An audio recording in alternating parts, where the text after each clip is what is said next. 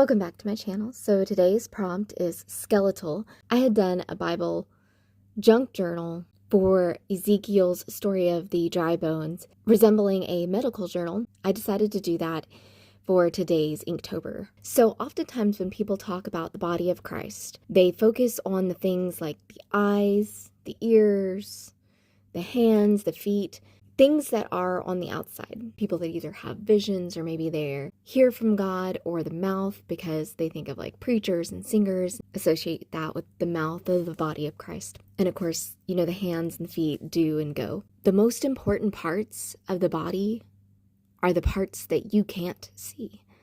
Like, you can live without an eye. You can live without hands or feet.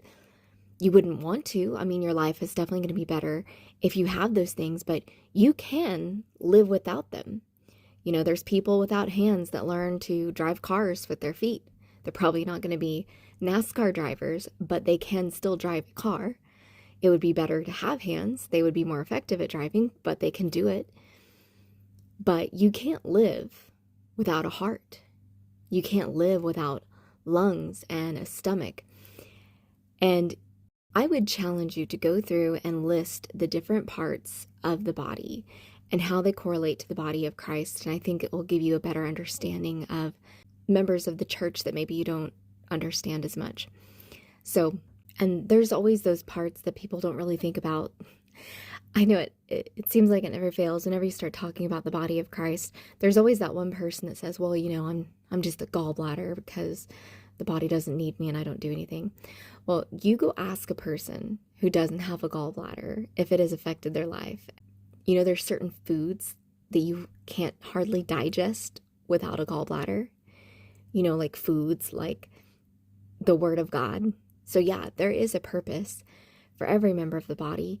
Even if you feel like there isn't, you do have a purpose. And the church is better for having you in it and operating. Now, sometimes there's parts of the body that aren't operating the way that they should. But if you break your leg, the solution is not to cut off the leg. It's to put it in a cast and let it heal. And the way that you treat a broken leg is going to be a lot different than the way that you treat a cancer or a virus. So I want to be clear that there are going to be times where there are people that are in the body that are maybe not operating in the way that they're supposed to, but they're still a member of the body, and you still have to work and strive to help them to grow and to function in the way that God has ordained them to function. But there are times where there are people in the body who are not members of the body. They are foreign objects, viruses and cancers. It takes a lot of discernment. We're living in a time where we really have to discern the difference between a member of the body that isn't functioning in the way that it should and somebody who is in the body to destroy it. The same thing with, sheep and goats and wolves. Goats are rebellious. They're not submissive. They're not following the will of the Father, but they're still part of the flock. A wolf cannot be part of the flock. So it's important to understand and discern the difference between those three types of individuals.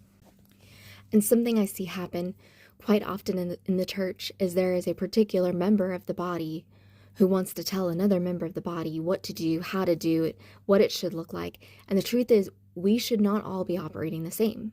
We should all have the same goal. We should be one mind and one accord.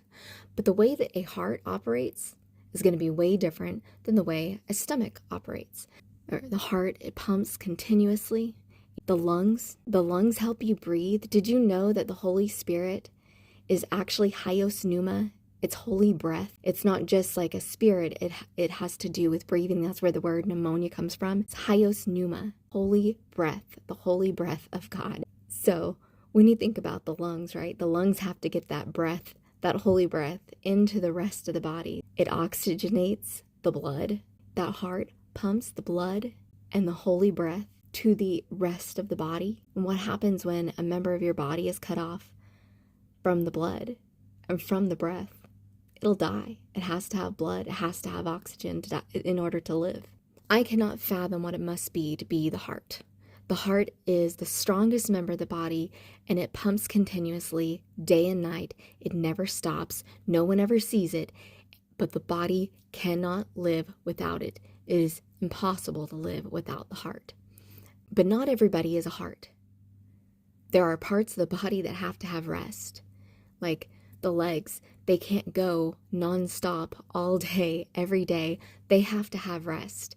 And if a heart says to the legs, you need to be going day and night without stop the way that I do, it's going to offend the legs probably. The legs can't do that. It's not possible for them to. So it's important to understand who you are in the body of Christ and understand that you are different than others.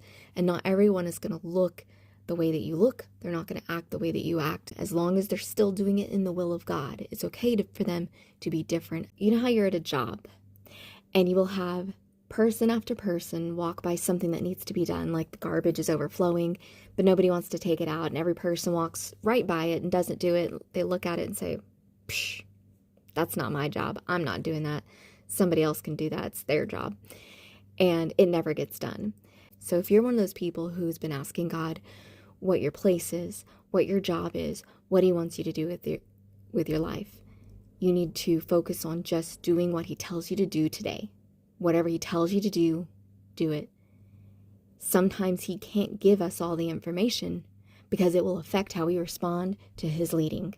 So just when he tells you to do something, be obedient and do that. And there are some parts of the bodies that are not fun, that are not enjoyable, that are hard to deal with. You think of like nerve endings. The whole point of having nerve endings allows you to feel things, that something's wrong. And when there's something wrong in the body, it's this constant pain and alert that, hey, there's something wrong here. Hey, there's something wrong here. Hey, there's something wrong here. So sometimes there are people in the body whose job is to alert you to something being wrong. You need to listen if they're doing it in the Lord.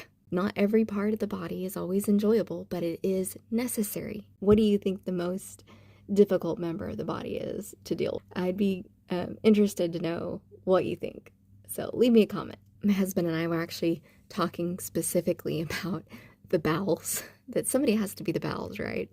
That is not a glamorous job. And can you imagine if the body told the bowels to stop working? The bowels get a lot of junk out, right? The whole purpose of the bowels is to get out junk and waste, things that are toxic, things that shouldn't be there. And can you imagine if the body told the bowels, you need to stop trying to get the junk out. You're being a little too harsh. You're being a little too aggressive. We need you to stop. That's going to cause quite a few problems. It can kill someone if you stop the bowels from working long enough. They will die. The bowels are responsible for getting a lot of junk out, but you got to do it at the right time. Bowels that are overactive, you're going to have a big mess on your hand. And there is a time and a place to deal with such things. That's in the privacy of the bathroom, right? It's not something that's done in public. So you need to let the members of the body do what they were designed to do, as long as they're doing it in God, as long as they're doing it the way that they should. Now, people can go rogue. People can be ill. There can be members of the body that are ill, that are sickly, that aren't functioning the way they should. If you have somebody who's gone rogue and is trying to kick people out of the church and things of that nature, you need to address that. I'm not saying that you should let that go or continue. If they're doing it under the unction of the Holy Spirit, then you have to let the body function the way that it should. I know there are members of the body that are always working and moving and going, and that's what they love to do. They love to organize things and put on events, and that's just not me. And I think sometimes we can get a little fatigued with people who always want to do things and work and put on events. But if that's their calling, you have to let them do that. You can't tell them not to do the things that God has called them to do. I hope that this kind of helps whenever you are struggling with people in your church and struggling with maybe somebody does things the way that you wouldn't do it, but it doesn't necessarily mean that it was wrong, or it could be. People can do things that are wrong, and they often do, unfortunately. Probably more times often than not, we get it wrong. But It's a hard thing for the body to move in one mind and one accord, but if you can really get a handle on the fact that everybody is different, but that doesn't mean that they're wrong just because they see things differently than you, make sure you like, comment, subscribe, and please put a post down in the comment. What member of the body are you?